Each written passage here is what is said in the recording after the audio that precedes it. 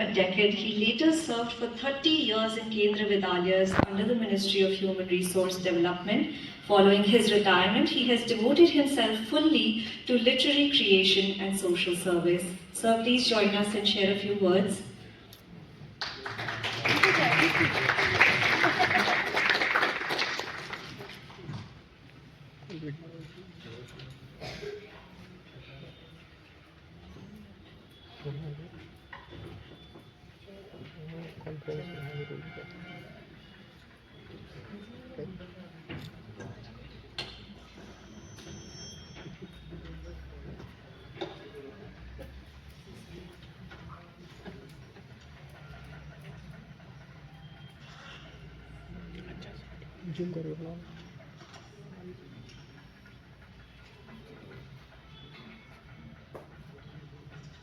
इसके पहले इस विश्व ज्ञान यज्ञ की चर्चा मैं करूं, सबसे पहले आज की महान विदुषी जिन्होंने बहुत अच्छी भाव भाषा और अभिव्यक्ति की खिचड़ी पड़ोसी है, जो पर्व अभी भी भारत में मनाया गया है, उनकी खिचड़ी मुझे बहुत स्वादिष्ट लगी है।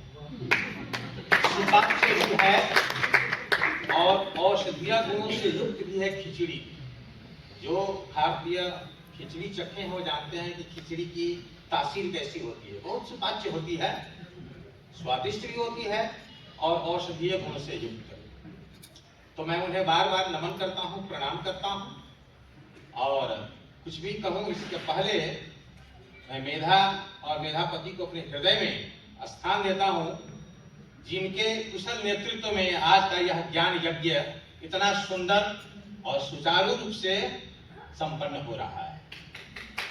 वसुधैव कुटुंबकम का भाव हमारा प्राचीन नारा है और रसा के अलावा भारत के जितने बुद्धिजीवी वर्ग के लोग यहाँ, हमारी माताएं, बहनें, बेटियां सब उपस्थित हैं, सब में सिया राम मैं सब जग जानी करल प्रणाम जोर युग पानी, इस भावना के साथ मैंने जो मेधा जी को समझा है या इनकी कृति को समझा है, उसके बारे में दो शब्द निवेदित करना अपना अधिकार और कर्तव्य भी समझता है। तो अधिकार भाव से नहीं, मैं कर्तव्य भाव से अपने विचार उद्गार व्यक्त करता हूँ। इसमें अगर कुछ भी श्रेष्ठता आपको दिखती है तो वह आप सब विद्वत जनों की श्रेष्ठता है, आपकी भावना की श्रेष्ठता है, और उसमें जो खोट है उसके लिए मैं निजी तौर पर उत्तरदायी हूं। नई पीढ़ी के लिए आत्मविज्ञान एक सम्यक अनुशीलन, नई पीढ़ी के लिए आत्मविज्ञान एक सम्यक अनुशीलन या शीर्षक है। आपको मालूम है कि जिसका विमोचन अभी हुआ यह ग्रंथ है आलोच्य कृति यथा नाम तथा गुण मेधा परिपूर्ण डॉक्टर मेधावी जैन द्वारा रचित और युवा शक्ति के लिए समर्पित एक श्रेष्ठ कृति है। यह ग्रंथ जैन धर्माचार्य प्रातः सायं वंदनीय संस्कृति पुरुष आचार्य श्रेष्ठ कुंद कुंद जी की प्रसिद्ध कृति समय सार पर आधारित है। 2000 वर्ष पूर्व रचित इस ग्रंथ को लेखिका ने आधुनिक संदर्भ में प्रस्तुत कर न केवल जैन समाज अपितु समस्त मानवता के लिए समर्पित करके जो वैज्ञानिक और पूर्वग्रह मुक्त अभिव्यक्ति दी है वह प्रशंसनीय है। इस पावन कार्य के लिए रचना और रचनाकार की जितनी भी प्रशंसा की जाए कम है।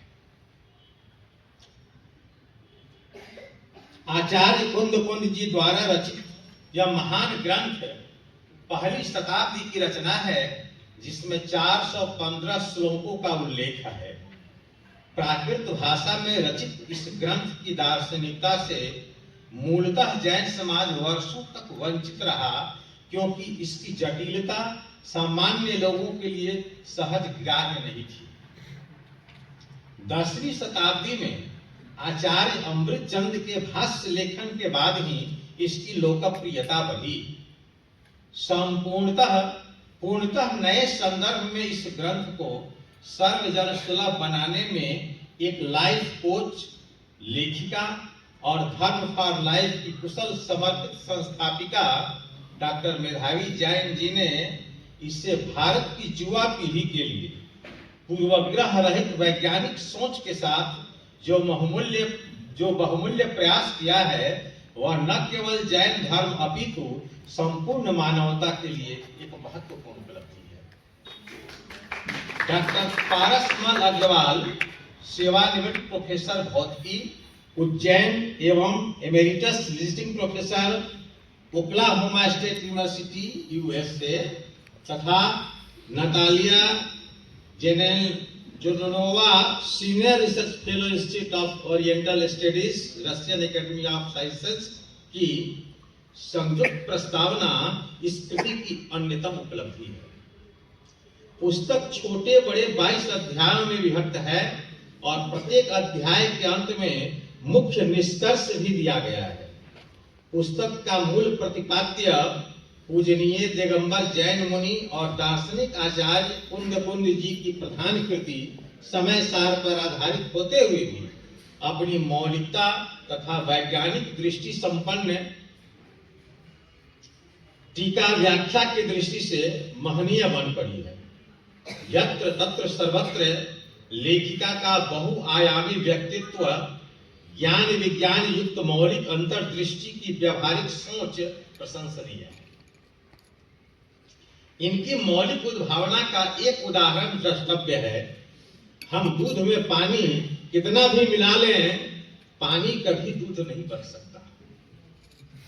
सत्य की खोजी का वास्तविक उद्देश्य दूध और पानी को एक समझने की भ्रांति से मुक्त अवस्था प्राप्त करना होना चाहिए।